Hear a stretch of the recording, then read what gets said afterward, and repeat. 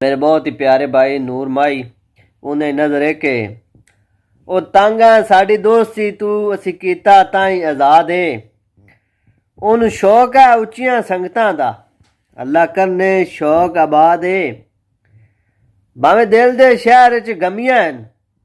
ਜਿਹੜਾ ਹੋਇਆ ਅਮਨ ਬਰਬਾਦ ਏ ਅਸਾਂ ਸੋਨੀ ਬਾਜ਼ਾਰੀ ਬੰਦਿਆਂ ਨੂੰ ਨਹੀਂ ਕੀਤਾ ਪਰਤ ਕੇ ਯਾਦ ਏ ਜਿਹੜੇ ਕੀਮਤੀ ਸਮਝ ਕੇ ਕੋ ਰੱਖੇ ਉਹ ਪੱਥਰ ਵੀ ਬੇਕਾਰ ਨਿਕਲੇ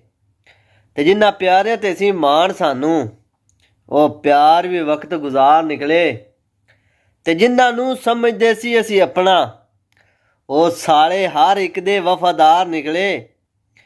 ਅਸਾਂ ਦੁਸ਼ਮਣਾਂ ਤੇ ਪਹਿਰਾ ਦਿੱਤੀ ਰੱਖਿਆ ਸਾਨੂੰ ਜਾਣਨ ਵਾਲੇ ਸਾਡੇ ਯਾਰ ਨਿਕਲੇ।